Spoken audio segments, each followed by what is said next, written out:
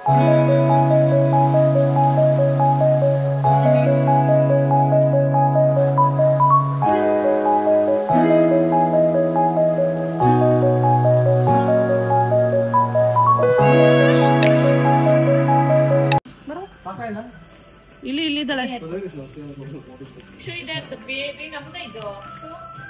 ನಿನ್ makeup video ಮಾಡ್ಕೊತೀನಿ.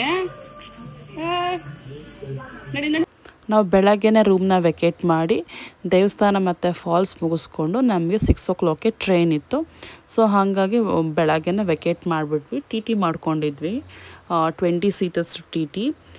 First breakfast ಮುಗಿಸ್ಕೊಂಡು ನೆಕ್ಸ್ಟು ವಡಕುಂಭನಾಥನ್ ಟೆಂಪಲ್, ಅದಾದಮೇಲೆ ಅತರಪಲ್ಲಿ ವಾಟರ್ ಫಾಲ್ಸ್ ಅಂತ ಡಿಸೈಡ್ ಮಾಡ್ಕೊಂಡಿದ್ವಿ. ಇದು ಎರಡೇ ಪ್ಲೇಸ್ ನೋಡೋಕ್ಕಾಗ್ತಿತ್ತು, ಯಾಕಂದರೆ ಎರಡು ತುಂಬ ದೂರ ಡಿಸ್ಟೆನ್ಸ್ ಇತ್ತು. ಹಾಗಾಗಿ ಫಸ್ಟು ಟೆಂಪಲ್, ಅದಾದಮೇಲೆ ಟೈಮ್ದಲ್ಲಿ ಲಂಚು, ಇಲ್ಲಾಂದರೆ ವಾಟರ್ ಫಾಲ್ಸ್ ಆದಮೇಲೆ ನಾವು ಟ್ರೈನ್ ಅಂತ ಡಿಸೈಡ್ ಮಾಡಿಕೊಂಡು ಹೊರಟ್ವಿ. ಇದು ರೀಸೆಂಟಾಗಿ ಓಪನ್ ಆಗಿತ್ತು ತ್ರಿಶೂರಲ್ಲಿ ಶರವಣ ಭವನ.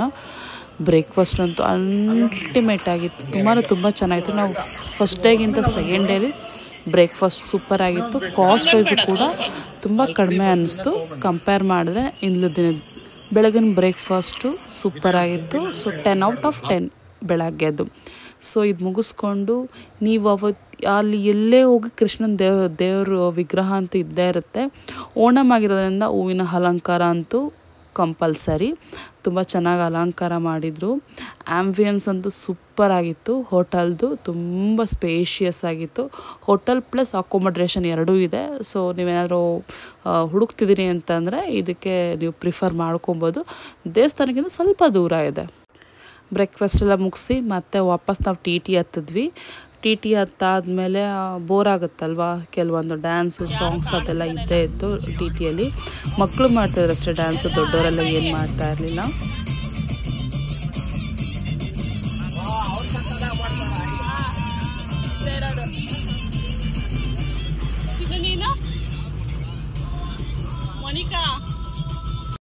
ಸೊ ಗುರುವಾಯೂರು ಟೆಂಪಲಿಂದ ವಡಕುಂಭನಾಥನ್ ಟೆಂಪಲ್ಗೆ 28 kilometer ಡಿಸ್ಟೆನ್ಸ್ ಇದೆ. ಸೊ ಸ್ವಲ್ಪ ತುಂಬ ಟೈಮೇ ತೊಗೊಳ್ತು ಬರಬೇಕಾದ್ರೆ. ದೇವಸ್ಥಾನ ಅಂತೂ ತುಂಬ ಸ್ಪೇಷಿಯಸ್ ಆಗಿದೆ. ಪಾರ್ಕಿಂಗ್ಗೆ ಯೋಚನೆ ಮಾಡೋಂಗೆ ಇಲ್ಲ, ನೀವೆಲ್ಲಾದರೂ ಪಾರ್ಕ್ ಮಾಡ್ಬೋದು. ಪಾರ್ಕಿಂಗ್ ಮುಗಿಸಿ ಒಂದು 200 ಮೀಟ್ರಷ್ಟು ನೀವು ನಡ್ಕೊಂಡು ಹೋಗಬೇಕು. ಸೊ ಈ ದೇವಸ್ಥಾನಗಳು ಬಂದು ತುಂಬ ಹಳೆಯ ದೇವಸ್ಥಾನ, ವುಡ್ಡಿಂದ ಮಾಡಿರೋವಂಥದ್ದು ಮತ್ತು ಹೆಂಚು ಈ ಥರದೇ ಇರುತ್ತೆ ಕೇರಳ ಫುಲ್ ದೇವಸ್ಥಾನಗಳಲ್ಲಿ. ಎಂಟ್ರಿ ಈ ಥರ ಇದೆ. ಅಲ್ಲೊಬ್ಬರು ಹಾಡು ಹೇಳ್ತಾ ಇದ್ರು ಒಬ್ರಿಗೆ, ಅದು ಗೊತ್ತಿಲ್ಲ, ಅದು ನಮಗೆ ಮೀನಿಂಗ್ ಗೊತ್ತಿಲ್ಲ, ಬಟ್ ತುಂಬ ಚೆನ್ನಾಗಿತ್ತು.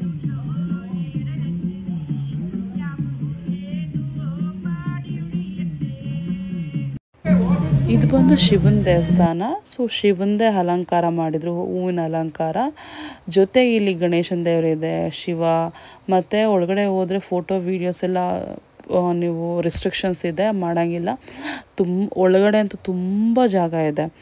ಒಂದು ದೇವಸ್ಥಾನ ಒಳಗಡೆ ಇನ್ನೊಂದು ದೇವಸ್ಥಾನ ಹಾಗಿದೆ, ಶಿವನ ದೇವಸ್ಥಾನ ಇದೆ, ಗಣೇಶನ ದೇವಸ್ಥಾನ ಇದೆ, ಶ್ರೀರಾಮನ ದೇವಸ್ಥಾನ ಇದೆ, ಹಾಗೆ ಒಂದು 3-4 ದೇವಸ್ಥಾನ ಇದೆ. ಅದಾದಮೇಲೆ ಒಳಗಡೆ ತುಂಬ ನೀವು ದೇವಸ್ಥಾನ ಮುಗಿಸ್ಕೊಂಬಂದು ಸ್ವಲ್ಪ ಹೊತ್ತು ಕೂತಿ ರಿಲ್ಯಾಕ್ಸ್ ಮಾಡ್ಬೋದು, ಹಾಗಿದೆ ಸ್ಪೇಸು. ಮಧ್ಯಾಹ್ನ ಆಗಿರೋದ್ರಿಂದ ನಮಗೆ ಅದು 1-1:30 ಕ್ಲೋಸಿಂಗ್ ಟೈಮ್ ಇತ್ತು. ಸೊ ನಮ್ಮನ್ನ ಅವ್ರು ಕೂರೋಕ್ಕೆ ಬಿಡಲಿಲ್ಲ. ಟೈಮ್ ಆಗ್ತದೆ, ನೀವು ಹೊರಡಿ ಅಂದರು. ನಾವಿಲ್ಲಿಂದ ಹೊರಟ್ಬಿಟ್ವಿ. ಕೇರಳ ಅಂದರೆ ಹಾಗೆ ಎಲ್ಲಿ ನೋಡ್ರು ಗ್ರೀನರಿ, ಎಲ್ಲಿ ನೋಡ್ರು, ಬಟ್ ತುಂಬ ನೀಟಾಗಿದೆ. ತುಂಬ ನೀಟ್ ಅಂದರೆ ಅಲ್ಲಲ್ಲಿ ಕಸ ಅಂಡೋದು ಅದೆಲ್ಲ ಏನಿಲ್ಲ. ಅಲ್ಲಿ ಡಸ್ಟ್ಬಿನ್ಗಳು ಇಟ್ಟಿದ್ದಾರೆ.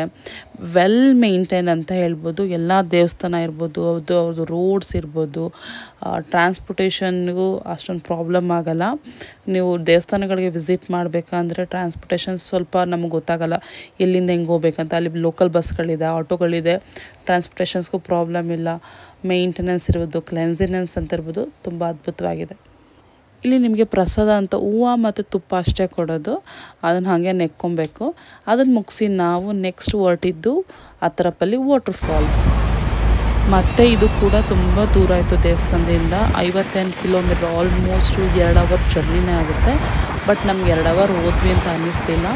ಹೊಟ್ಟೆ ಬೇರೆ ಚುರು ಅಂತ ಇತ್ತು. ಅಲ್ಲಿದ್ದು ಬಿಸ್ಕೆಟ್ಸು ಹಾಳು ಮೂಡು ತಿನ್ಕೊಂಡ್ವಿ. ಸೊ ಯಾವ ಕಡೆ ನೋಡ್ರು ಗ್ರೀನ್ ರೋಡ್ ಅಷ್ಟು ಚೆನ್ನಾಗಿತ್ತು.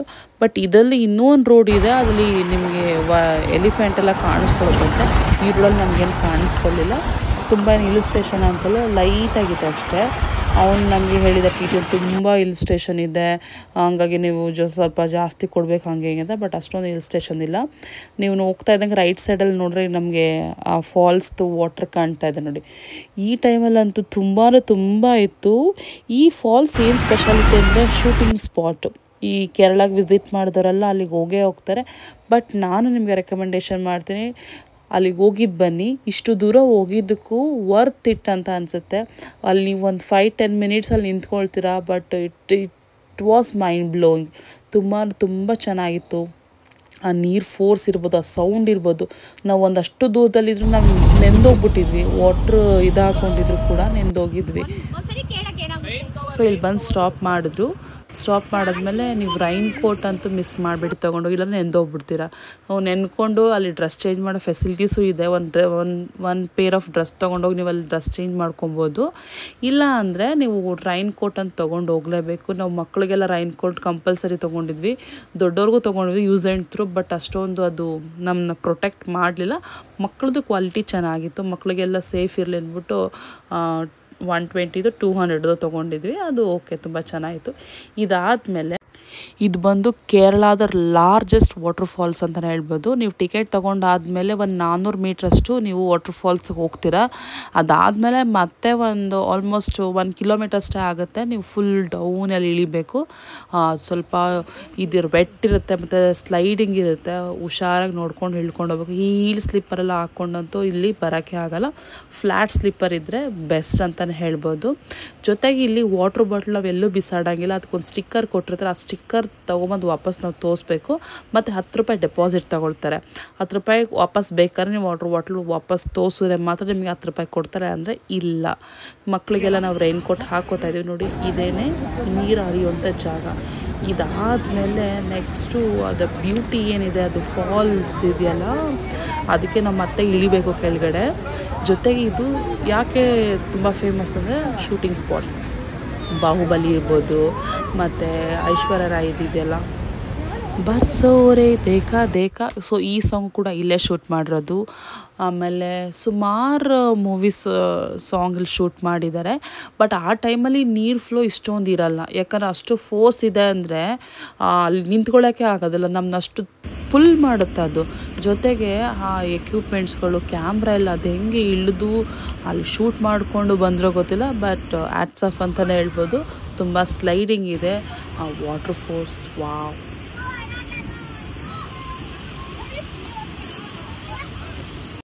ಬಿಸಿಲು ಬರ್ತಾ ಇದೆ ಈಗ. ನದಿ ದುಮ್ಮಿಕ್ಕಿ ಬೋರ್ಗರಿತಾ ಇದೆ. ಸೊ ಹಂಗೆ ಅಷ್ಟು ಸೌಂಡ್, ನಾವು ಅಷ್ಟು ದೂರದಲ್ಲಿದ್ದರೂ ಕೂಡ ಹಂಗೆ ನೆಂದೋಗಿದ್ವು. ಅದು ಹಿಂಗೆ ಎರ್ಚುತ್ತಲ್ಲ, ಆ ನೀರಲ್ಲೇ ನೆಂದೋಗಿದ್ದು. ನಮ್ಮ ಅಲ್ಲಿ ಒಳಗಡೆಗೆ ಅಂತೂ ಇಳಿಯೋಕ್ಕೆ ಬಿಡೋದಿಲ್ಲ ಯಾರನ್ನೂ. ಆ ನೀರಿಗೆ ಮಳೆ ಥರ ಬೀಳ್ತಾನೇ ಇರ್ತಿತ್ತು. ಅವಾಗವಾಗ ಮೋಡ ಮುಚ್ಕೊಳ್ಳುತ್ತೆ, ಅವಾಗವಾಗ ಬಿಸಿಲು ಬರುತ್ತೆ. ಬಟ್ ನೀವು ಅಲ್ಲಿ ಹೋಗಿದ್ದು ಬನ್ನಿ, ಸ್ವರ್ಗ ಅಂತ ಅನಿಸುತ್ತೆ. ಮಿಸ್ ಮಾಡ್ಕೊಳ್ಳೇಬೇಡಿ. ಅದು ಒಳ್ಳೆ ಹಾಲು ಸುರಿತಾ ಇರುತ್ತೆ, ದುಮ್ಮಿಕ್ಕಿ ಹರಿತಾ ಇದೆ ನೀರು. ಬಾಹುಬಲಿ ಶೂಟ್ ಮಾಡ್ಬೇಕಾದ್ರೆ ಇಷ್ಟೊಂದು ಫೋರ್ಸಲ್ಲಿ ಇರಲಿಲ್ಲ. ನೋಡಿದರೆ ಎಷ್ಟು ನೆಂದೋಗಿದೆ. ನಾನು ದೂರದಲ್ಲೇ ನಿಂತಿದ್ದೆ. ನಾನು ಕ್ಯಾಮ್ರಾದು ಪ್ರೊಟೆಕ್ಟೆಡ್ ಕವರು ಕೂಡ ತೊಗೊಂಡೋಗಿರಲಿಲ್ಲ. ಎಲ್ಲ ನೆಂದು ಬಜ್ಜಾಗಿದ್ದಾರೆ. ಇಳಿದು ಹೋದಾಗಂತೂ ಹೊಟ್ಟೆ ಫುಲ್ ಹಸುವಾಗ್ತಿರುತ್ತೆ. ಏನೂ ತೊಗೊಂಡೋಗಿರಲಿಲ್ಲ. ಮಕ್ಕಳಿಗೆ ಅಂತ ಬಿಸ್ಕೆಟ್ ತೊಗೊಂಡೋಗಿದ್ವಿ. ತುಂಬ ಚೆನ್ನಾಗಿದೆ. ಲೈಫ್ ಟೈಮಲ್ಲಿ ಒಂದು ಸತಿ ಬಂದು ವಿಸಿಟ್ ಮಾಡಿ.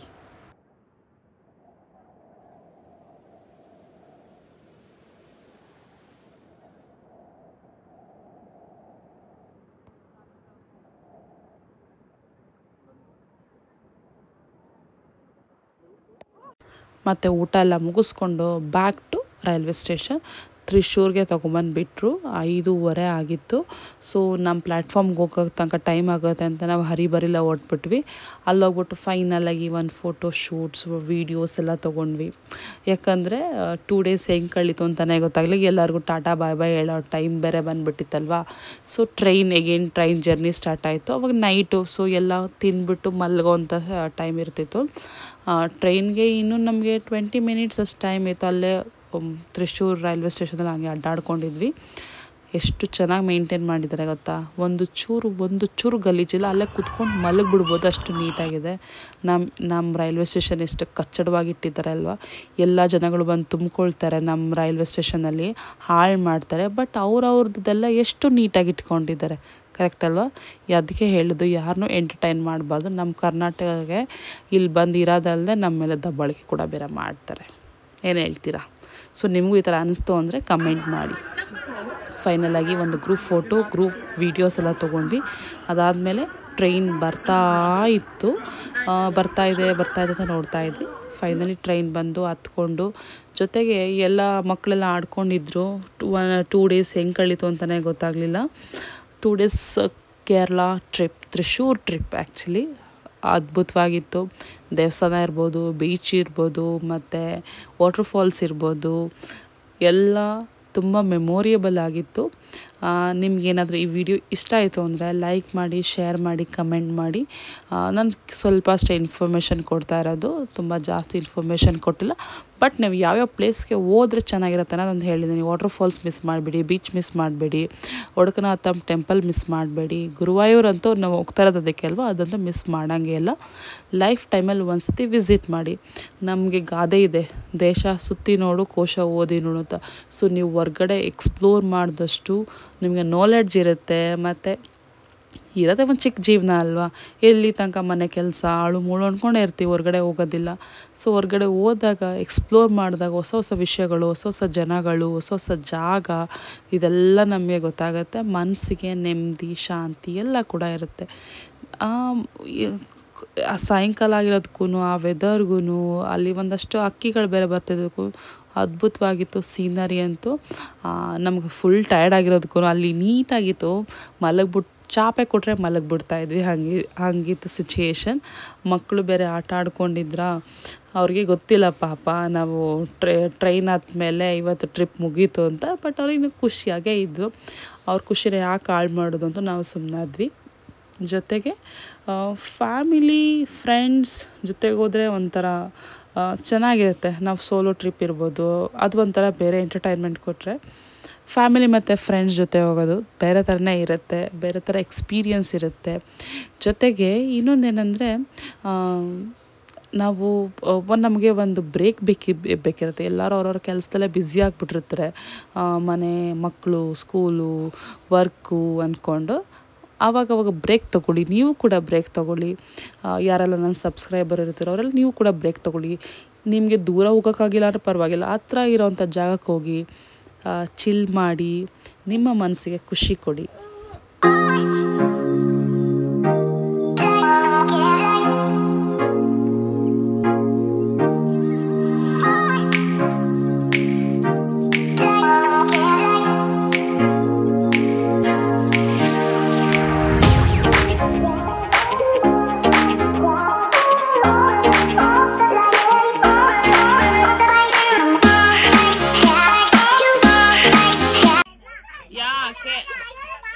ಅಲ್ಲಿ ಹೋಗಿ ಆಟ ಆಡಿ, ಸರಿ ಗೋ ಅಂಡ್ ಜಾಯಿನ್.